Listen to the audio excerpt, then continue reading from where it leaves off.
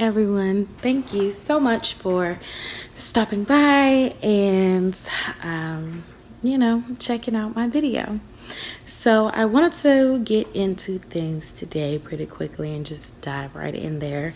I wanted to talk today about the sun sitting in the eighth house and what that actually means.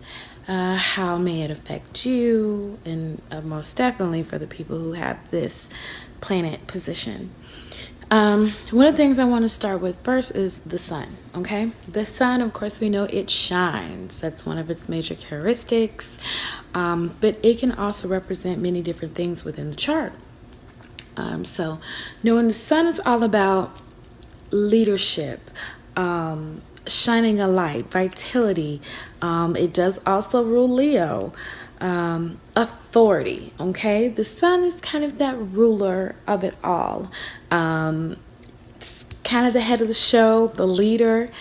So you most definitely will see that in a lot of Leo people. But also it can represent true self. The heart of something, the passion of something, I would say. Sometimes it can be the father in the chart. Generally, it is male, more of a masculine. Also, it can talk about the ego as well. So I just kind of want to give you some foreknowledge on the sun.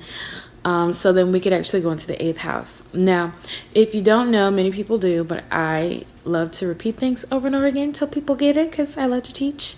But the eighth house is a really deep house. It's something that many people don't really want to go into, but it's necessary just like every other chart. The eighth house has to deal with transformation, death, regeneration, other people's finances, inheritance.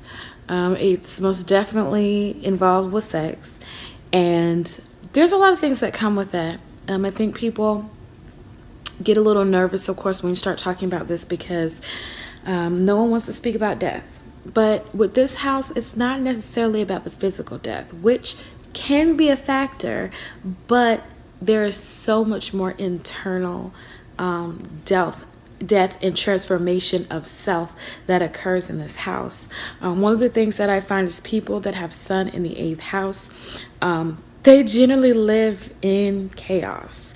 And I don't mean it's intentionally that they start this. It's just somehow, some way, chaos has been the theme of their life.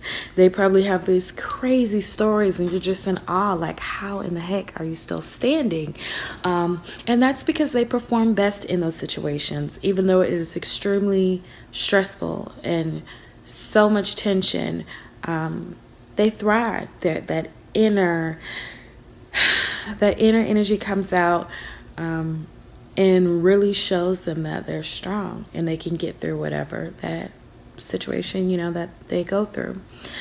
It does also have to do with inheritance. So especially with the sun being there, it's generally about the father's side, and it may not be monetary. It could even be gifts that were passed down. People with the sun in the eighth house generally have some type of psychic ability, some intuition, and there's many different types of psychic abilities. Some people feel, some people can stand right next to you or be in a conversation with you and feel every single emotion that you feel and can understand you, and have a true deep empathy for you. Then there's others that can literally just see a scenario and build that within their mind, and can say it back verbatim. Some have dreams, things like that, which I will be making a video about that soon, especially for people in the eighth house. I think it's very important for them to be able to see that, acknowledge it, understand it, and potentially practice and learn more about that area. So anyway, besides psychic abilities, other people's money's involved. So you could even be in a career, maybe as an accountant or anywhere where you're involved with others' money, a banker, something like that, a planner, maybe for a company or purchaser. And even if you're not, it may tend to always be other people's money that you're utilizing. Not necessarily all the time, but just, I don't know, it somehow is paid on their dime, or they come out and say, hey, let me pay this for you, or somehow something was given to you from someone else. It's always something inherited or given. I find that to be very common with people with this particular aspect. So they feel a lot. There's so much more emotion, but the sun in the 8th house. Besides death and transformation, this house is naturally ruled by Scorpio. Scorpio most definitely is the sex sign. So these people tend to have a very high sex drive or a very intense drive.